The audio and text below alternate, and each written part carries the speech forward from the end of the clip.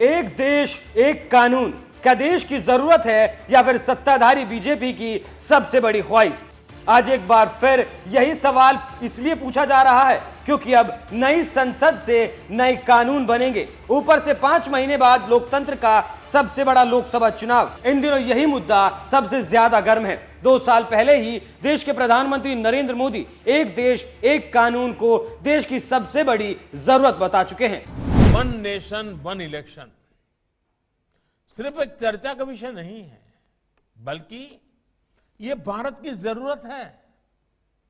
हर कुछ महीने में भारत में कहीं ना कहीं बड़े चुनाव हो रहे होते हैं।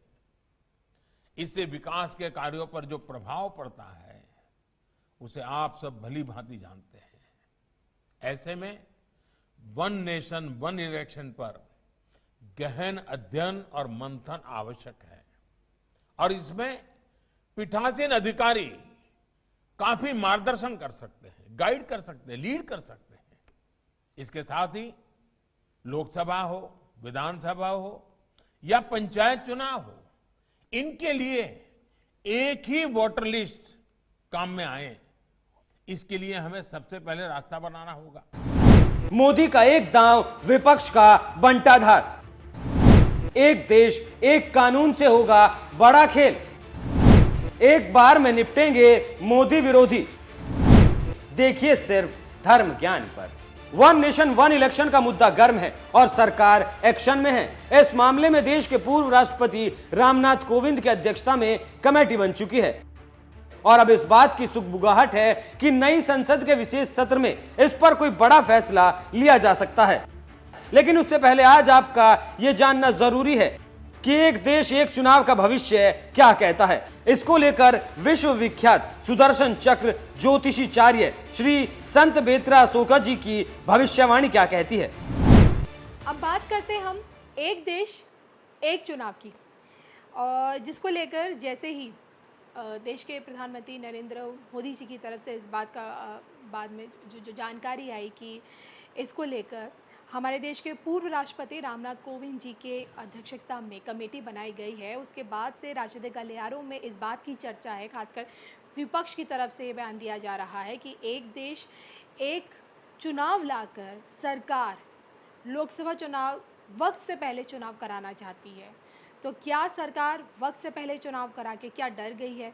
और सबसे बड़ी बात है कि देश के लिए एक देश एक चुनाव क्या देश की सबसे बड़ी ज़रूरत है? इसको लेकर मैं आपसे जानना चाहूँगी। Definitely, India is fastest growing country.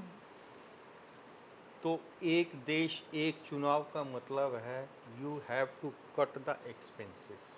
आप देखिएगा जब चुनाव अलग अलग फेजेज में होते हैं, आपकी जो सरकारी मशीनरी है वो यूज़ होती है और एक्सपेंडिचर कितना होता है। अब 2 पार्टी हैं या 4 पार्टी हैं या 3 पार्टी हैं, एक ही बार में असेंबली और पार्लियामेंट्री और आपका जो है पंचायत, ये इलेक्शन एक फॉर्मेट में हो जाते हैं।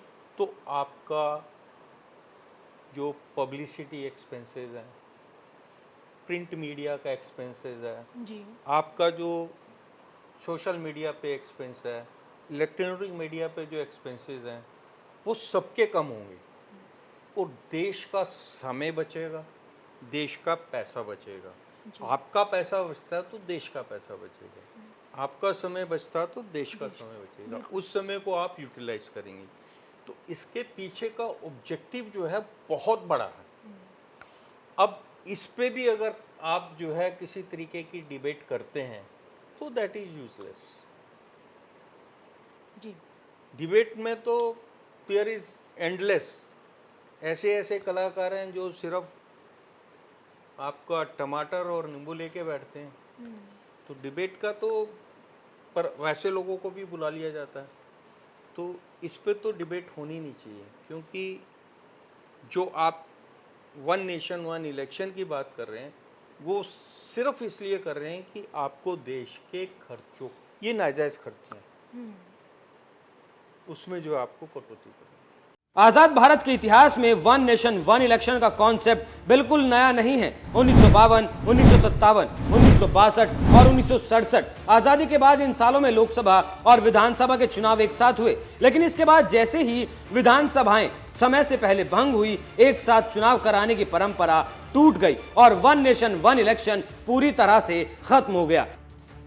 एक देश एक चुनाव से जुड़े फायदे अनेक हैं, लेकिन जो फायदा सबसे ज्यादा गिनाया जाता है वो ये है कि बार बार होने वाले चुनावों से करोड़ों रुपए का खर्चा होता है जो बचाया जा सकता है और बिना रुके देश का विकास किया जा सकता है। लेकिन इसके साथ ही कई संवैधानिक रुकावटें भी हैं। राजनीतिक दलों की रजामंदी और बीजेपी शासित राज्यों से इसकी शुरुआत। इन सब के बीच विपक्षी दलों से लेकर क्षेत्रीय पार्टियों को इस बात का डर है कि एक देश एक कानून से उनका अस्तित्व ही मिट जाएगा। जनता प्रदेश के मुद्दों के बजाय राष्ट्रीय स्तर के मुद्दों पर वोट करेगी, जिस पर देश के प्रधानमंत्री का क्या कुछ कहना है आप भी सुन लीजिए।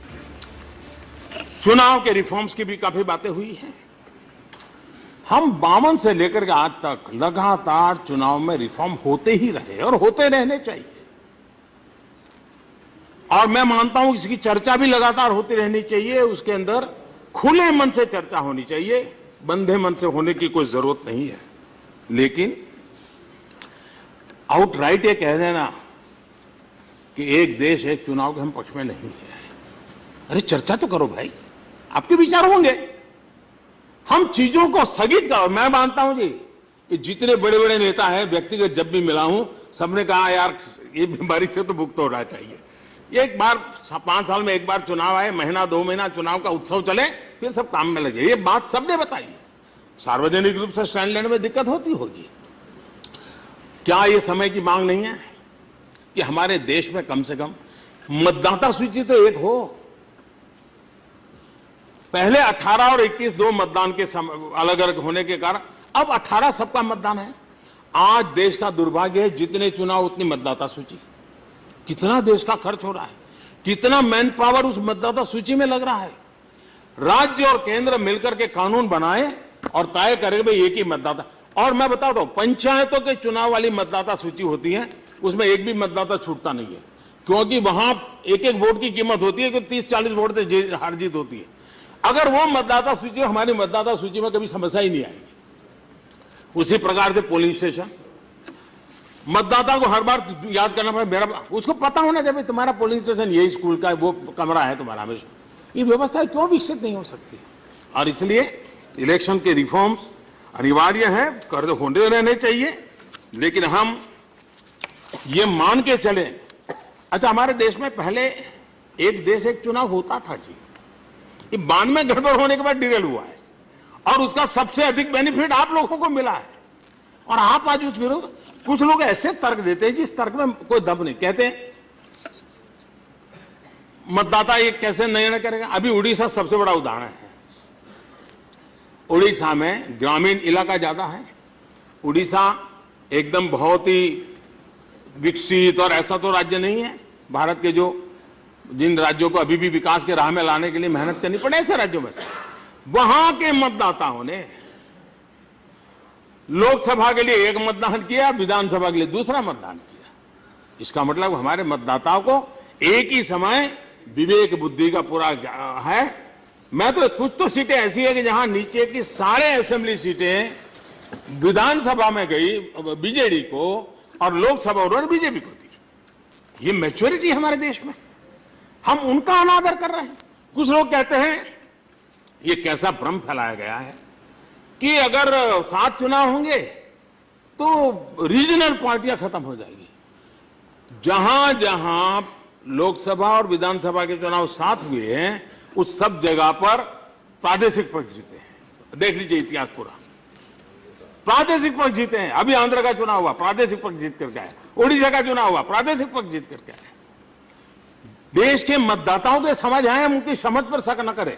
और इसलिए इस प्रकार के जो हम चर्चा के बाद नहीं होगा, लेकिन हम पहले से तक ये बिल्कुल नहीं, हम नहीं घुसने देंगे। ये तरीका लोकतंत्र में नहीं होता है। खुले मन से बात होनी चाहिए, हर प्रयास का स्वागत होना चाहिए, प्रयास के अंदर हम अपनी भूमिका बतानी चाहिए। लेकिन हम पहले से ही दरवाजे बंद करें तो कभी बदलाव नहीं आता है।